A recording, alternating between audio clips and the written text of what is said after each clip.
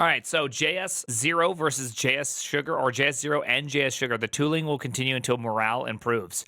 There's a bit of a Fediverse drama last week when TC39 added a discussion to their agenda. The proposal from Google was to split the standard into JSO, or JS0, the language implemented by engines, and JS Sugar, the extended syntax that tools like Webpack will compile to JS0.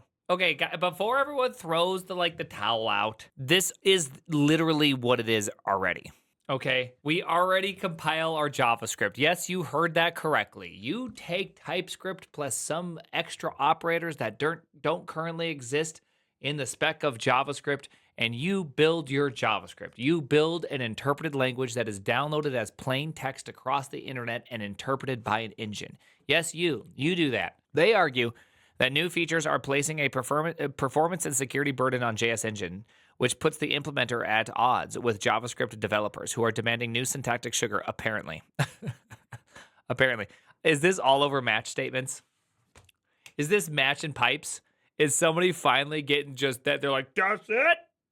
Match and pipes are too much. We have to feel at least a little bit bad for these, for V8, specifically V8. And the reason why I say we should feel bad for V8 and pour one out for the old V8 is that they took JavaScript and got the most talented engineers possible, and they made it kind of fast. That's impressive.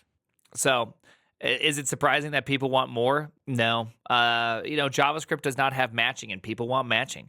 Pattern matching is super, super cool. Dude, how much do you want to bet we're going to start having function overloading with pattern matching like the licks are being proposed in no time short, right? But it's funny that these implementations of these various new features are actually causing performance and security issues, which I can imagine. Every time you add one of these especially these new syntax like matching or something else, like you have to rethink about how you even represent the JavaScript data to begin with to be able to do this properly.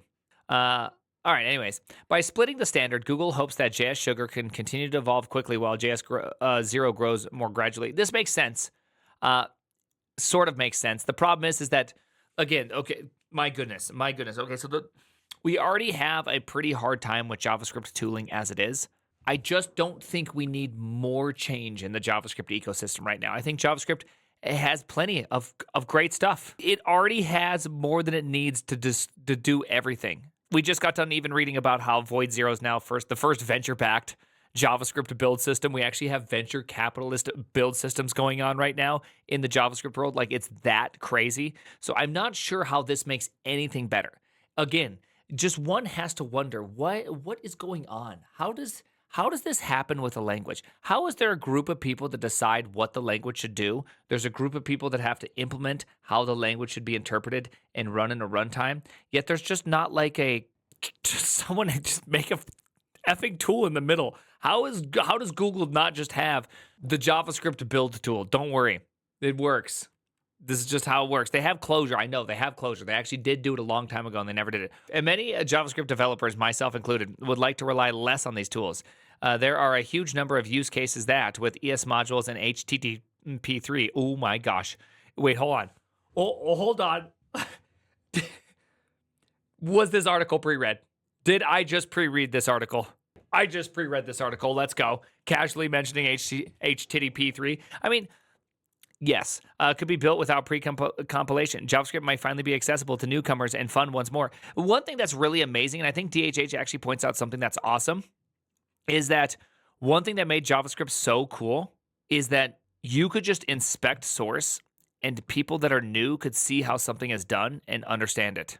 And there's just something so cool about that it does make learning and education a lot more accessible. And as things have just become these compiled messes, it's much more difficult to be, that. I learned Go the same way, yeah. Creator HTTP3 fights the need to bundling since TCP connections can be reused. Well, fun fact, Griffin, HTTP3, in fact, does not even use TCP. So a big problem about TCP is how packets are sent. So I'm just going to give you like a quick breakdown of how everything works. So the difference between H2 and H3 is really the transport mechanism and some other shit. But let's just keep it pretty simple right now. H2 uses a binary header as opposed to just like stringified whatever nonsense that it was using. So it says, hey, like, here's how long my length, like, here's how many bytes you have to read. Here's how much this one.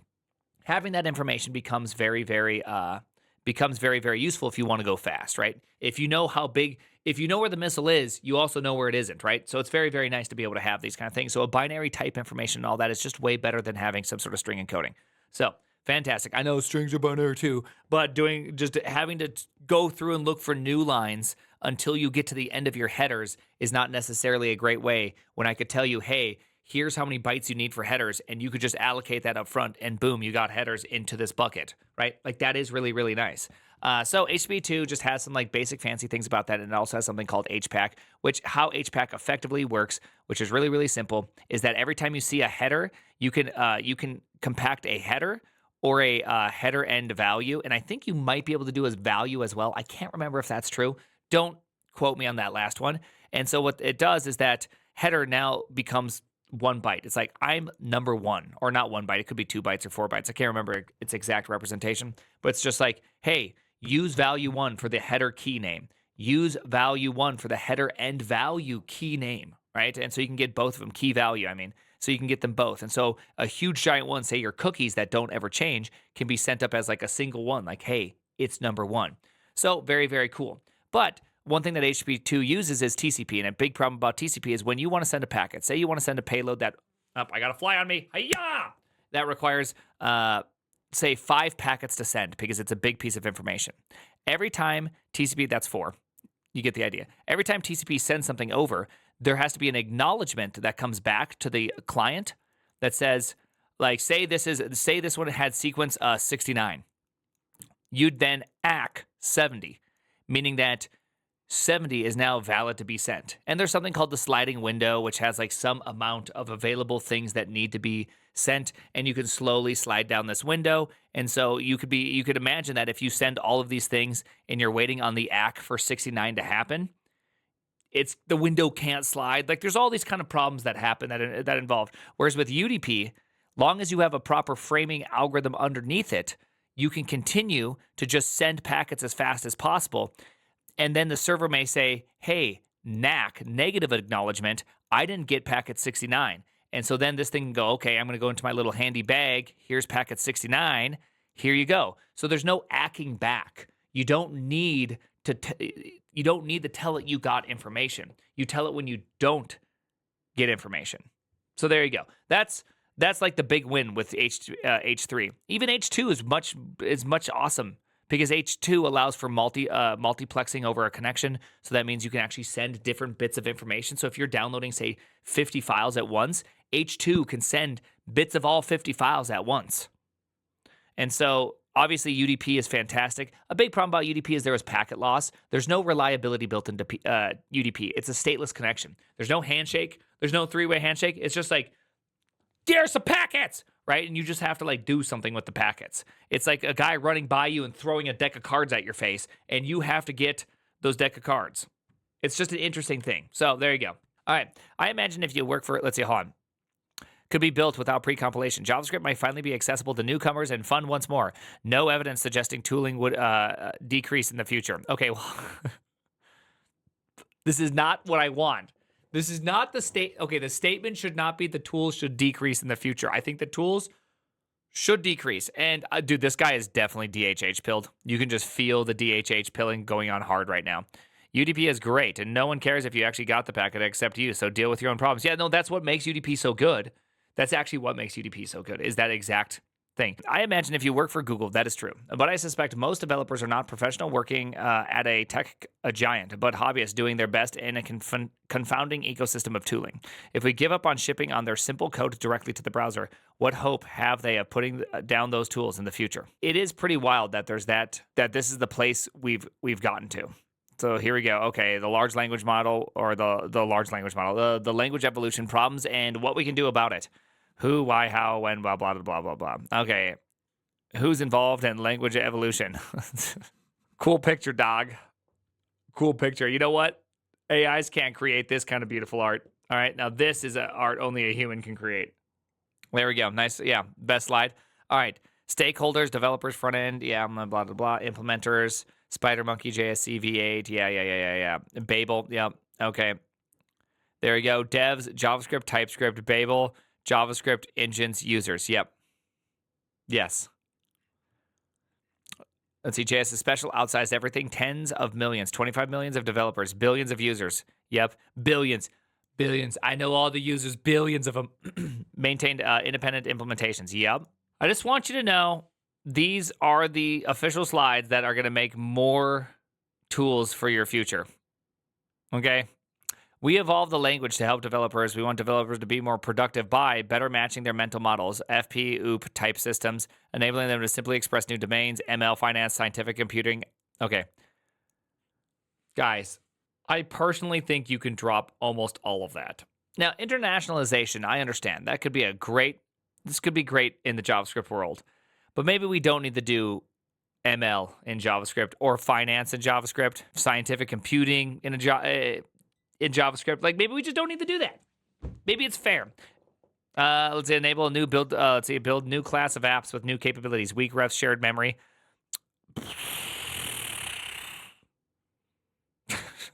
That's all I got to say about JavaScript doing that. Letting them use new interfaces. WASM, reifying common programming patterns they use. Simplifying their lives by removing dependencies and build tools. Yes, this last one. There you go. That's what you're supposed to do.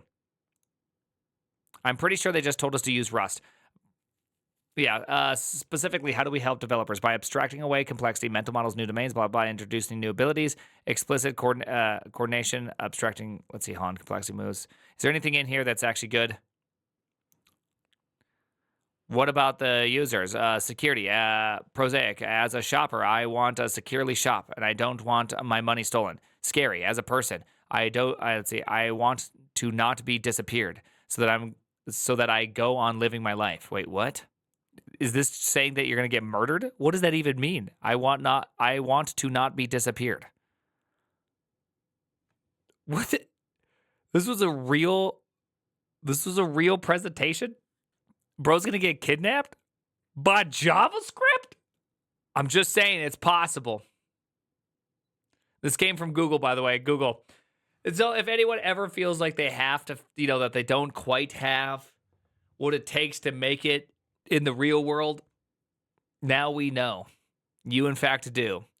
Because you probably wouldn't have said this. Yes, Griffin, you're right that the TC39 does require a tinfoil hat as part of its uniform. Let's see, performance. As an impatient person, I want my apps to be fast, so I don't have to reflect on my impatience as a character flaw. This is a great sentence. That's fantastic. Stability. As a user, I want my apps to keep working so I can keep using them. Yep. App features. Yep. Oh my goodness. Security. Almost always negatively impacted. Performance generally neutral to negatively impacted. Stability sometimes negatively impacted. App features positively impacted if developers use the language features. Well, sometimes, right? You all of a sudden, the next thing you know, you got decorators available. And so you start using decorators, and then what happens? Well, then you got decorators. What happens then? Then you have an app that's incredible to debug. Screw decorators. Got decorated. New legacy decorators. Let's go. I'll show you my decorator. Please respond. Yeah, dude. Nothing wrong with intermediate layers. I love it. I love proxy and decorators. You know what? I want even every property to invoke functions which have functions which wrap functions. Okay, that's what I want. I want the Python experience. Because you know what? It's not fun to have a language in which doesn't have the Python experience. All right, so a bunch of CVEs, okay. Security, let's see. Security general complexity. VMs are already very complex because of pressure to be fast. Yep. Feels especially bad when complex features don't get adoption. Species, big ints. I used a lot of big ints. I've big inted. I've big inted quite a few times. Okay. Big ints are a requirement. New features have guardrails that can't be optimized away. Design inherently slows for network. Too many allocations are hard to elide. The iterator implementation in JavaScript is unfun. Why? Okay, I'm going to admit something, and I want you guys not to be upset. Can I say something and no one's going to be upset here? A lot of languages allow you to implement iterators, but not all languages do it equally. Go has the single-handed worst iterator pattern I have ever seen. It is grody, okay? Their little range operation so you can iterate over a list is insanity. Then JavaScript is not good either. JavaScript, not good. Not a big fan. I don't love it, but it's still better than Go. But Rust, it's just so good. I hate that Rust does it the best. And I don't know anything about Elixir, but I'm reliably told that Elixir is actually awesome. Can you do some examples? Oh, yeah. So there we go. This is how Go does it. This is an inline one, which is actually not all that bad. Now notice they use the word yield as a variable name. So yield I is actually invoking the function int bool. But this would be a nicer version of that same function in case you want to be a touch generic. Wait, no, this is not even any generics. There's no generics in here. It's just confusing. Never mind. There's no generics in this bad boy. This shit just sucks. Funk, yield. Funk, yield.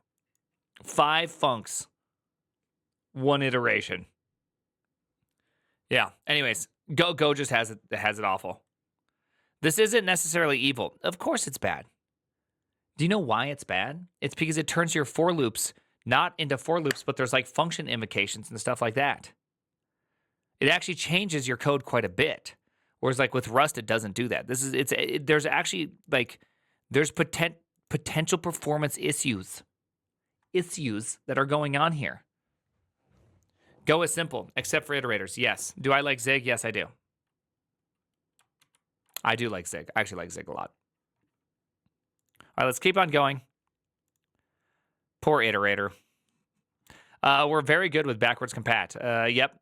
That's actually one thing that's super awesome about JavaScript. JavaScript just keeps working. It just keeps working. New app features. Let's see. Okay, so they're just making the case that, hey, if we can go faster, we'll be able to ship more features. Aren't these negatives to the user offset by the benefit of the developers? No. I mean, clearly it's a polarity. This is a saying. Not all wins for devs are necessarily wins for users. Okay, fair.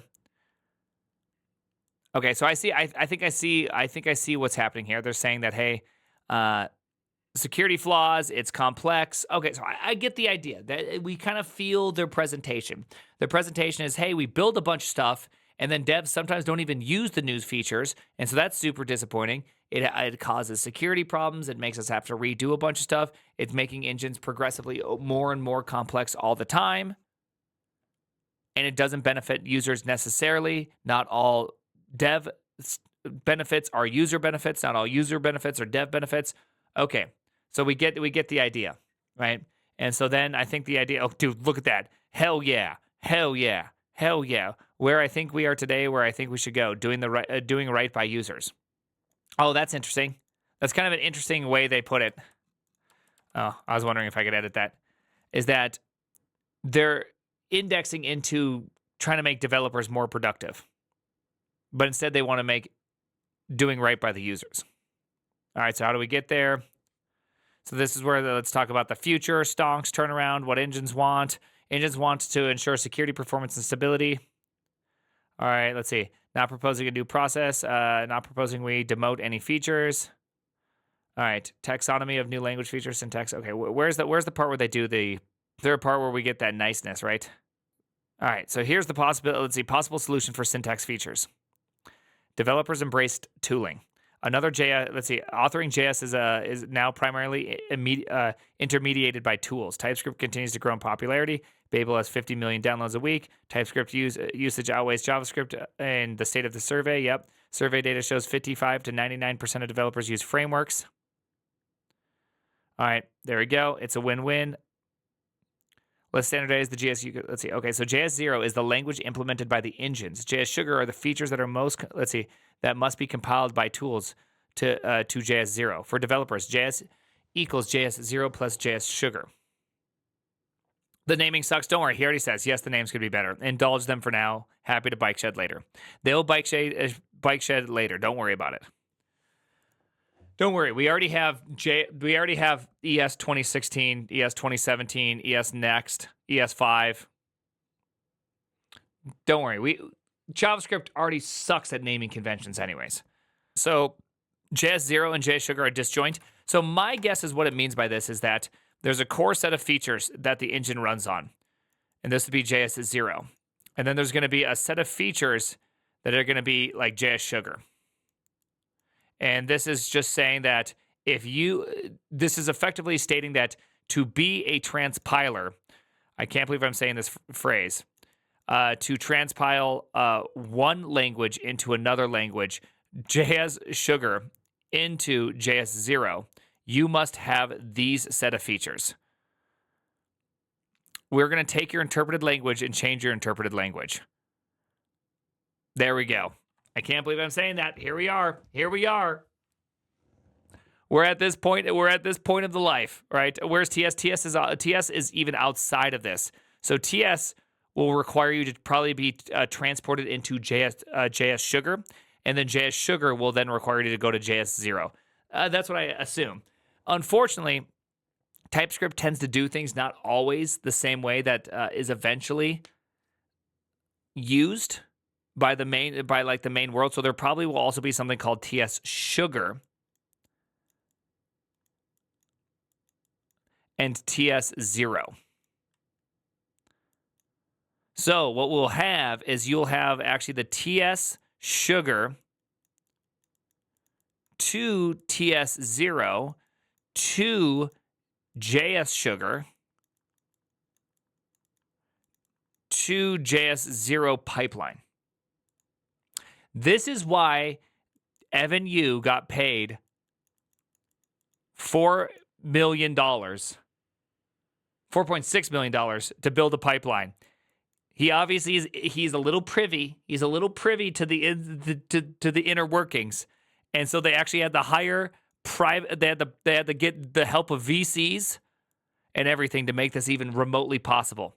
And at the end of all of this TS Sugar and TSO and JS Sugar and JSO, you get diabetes. Yo, mom's so fat she probably has triabetes. Now, what's going to actually happen, to be completely fair, is that right now, one thing that actually happens quite frequently is there's actually something that there's experimental features. These are going to be stage 1 and stage 2 proposal type items for TC39. So there's actually going to probably be a place where TSO actually also includes stage 1, stage 2, which will then be brought into this.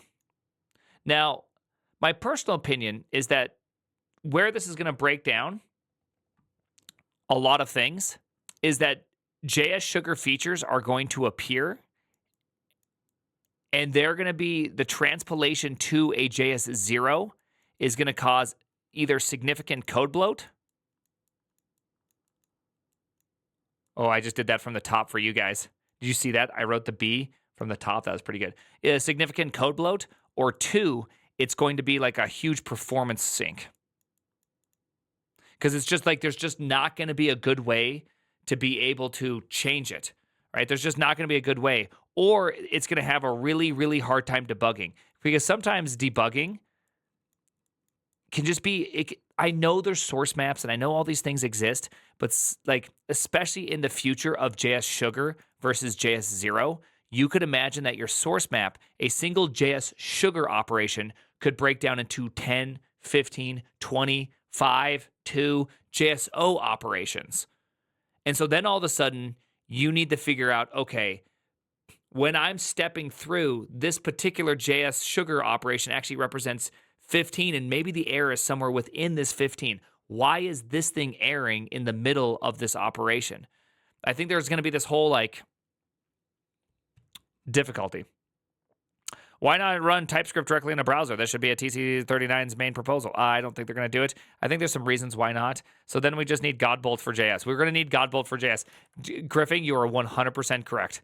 We just need Godbolt for JavaScript. I think that's actually the only reasonable answer right now. Is we're going to need to know how these things break down into stuff, right? This is going to be a crazy anti-pattern where simple JS Sugar produces gigantic outputs. That will exist at some point. There's no way you can tell me that won't exist, especially when something like Because you could imagine this is that, because right now there's like match statements, right? Match statements aren't in the proposal, but you could imagine that now that they have these kind of multi-layered kind of items, perhaps the staging and how features get accepted, maybe that time to acceptance goes down a touch. Maybe something kind of changes because they know that the engines don't get affected nearly as much by it. So you could imagine a world where you have a match statement, and to be able to do your 3 matches, right? Whatever, I forget what the syntax looks like, right? I forget how the syntax looks like and all this when it comes to the JavaScript proposal. You could imagine that this actually, like this just first thing right here could be a massive amount of if statements. Because if you're just like, okay, well, I want it when x equals 0 and y is undefined, right? Like it's going to be this whole thing going on here that has to do a bunch of if checks and all that. Right? Like there's like a lot that could go on here. And so you may not realize what you're transpiling. And so perhaps, and by the way, perhaps this isn't a good example. I'm just throwing something out there. So JS0 is the newest assembly. JS0, my assumption is JS0 is just going to be JavaScript of a specific flavor. My guess is what it means is that we don't want to implement things like this. Therefore, if we can call this a JS sugar, you can reasonably transform a match statement into JavaScript.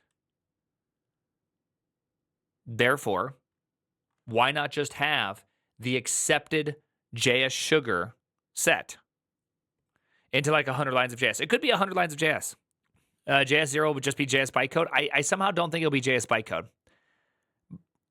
Unless if that's somehow that doesn't seem like that's what's going to happen, because bytecode is, if I'm not mistaken, pretty inefficient to send across the wire. Maybe I'm incorrect on that one, but I'm pretty sure you generate a lot more bytecode than you do JavaScript.